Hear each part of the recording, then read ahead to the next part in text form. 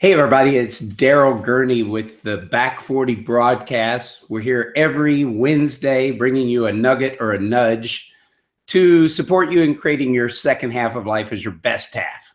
And two premises that we operate on here is, number one, like Frank Sinatra sings, the best is yet to come, and babe, won't it be fine? And number two, we believe you have yet to do what you came here to do.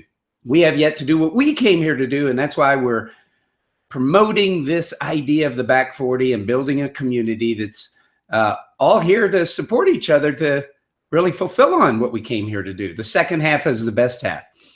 So today, I want to talk a little bit about something that in the Back 40, kind of just across the board in life, people have to confront, which is the gap. And I want to talk about crossing the gap. So, when we take on change, we take on goals, things that we want to have other than what we have right now. And that's kind of, not to say we want to live dissatisfied. And yet there's goals, things pull us forward, ideas, new things we want to grow in. And as soon as we set goals, then what we have is a gap. We have this big space between where we are right now and where we want to be. Now, sometimes the gaps get presented to us. In other words, we didn't necessarily even set a goal, but maybe we see a blind spot. A lot of times when we see things about ourselves that we were formerly in our blind spot, we see that gap between where we are right now and who we'd really like to be. And we can be disempowered, or, we can, kind of use what we see, that insight or that new awareness about ourselves. We can use that to beat ourselves up. And so what I want to talk about is whether it's a blind spot that we just saw or it's a goal that we've set up, is how do we empower ourselves with the gap? How do we live into the gap versus being oppressed by it? So the first, and I've got three elements, it's kind of like a pitchfork. I like the idea of a pitchfork in the Back 40, because there's three prongs, right? They're going to move us forward. So I got a three-prong pitchfork for you today to support you in having the gap move you forward. First is acknowledgement. Just to realize that you saw a gap is good. This creates good energy. If we can celebrate the fact that we see this place that we want to be, to be honest with you, a lot of people don't. A lot of people are kind of unaware of where they are and where they could be. Or they see, something outside of them, but they see it as impossible, and therefore they kind of, get depressed on this side of the gap.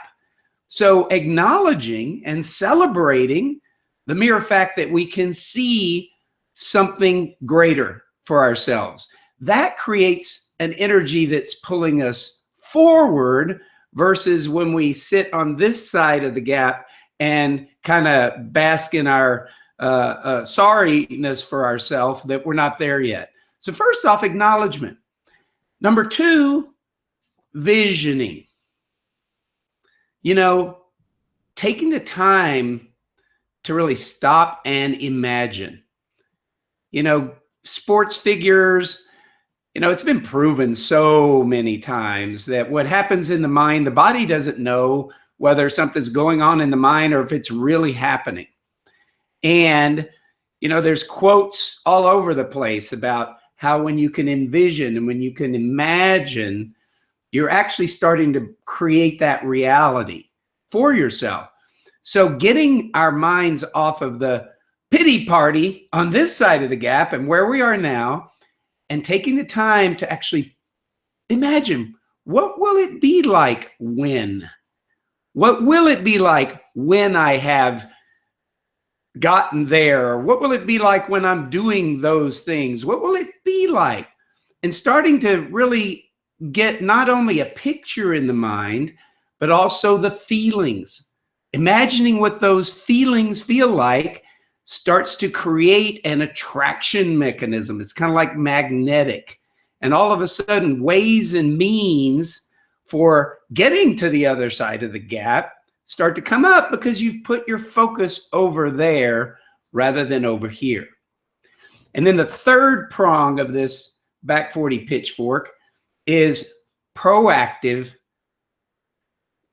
What is that? Proactive matching. So I don't know if you remember the Where's Waldo series, but you'd look in this big picture and you'd try to find this little character named Waldo. See, a lot of times when we're playing for something and we set a goal, or, we're watching and we're monitoring our results, we see that we didn't make it. Oh, I didn't get it. And we can be focusing on the near miss when we could focus on the near hit.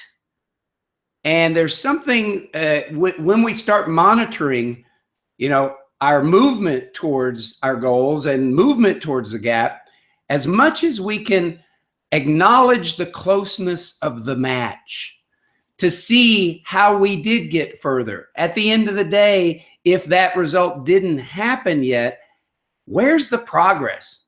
Where's the progress that's happened? That's meaning that we're going there. And so these three ideas of acknowledging that we're smart enough and sharp enough to see something beyond where we are, starting to get in the feeling and the picturing of it, and then starting to watch where the matches are occurring. This is a way to get us over there. So something to take in, in this second half of life. And again, like I said, this applies across the board. When we want to grow, it's going to take on doing things differently, thinking differently. And so I want to leave that with you today, that whatever the gap is that you're playing for, go acknowledge your willingness to play, go see the way it's going to be, and then look for all the signs that are proving that you're getting there.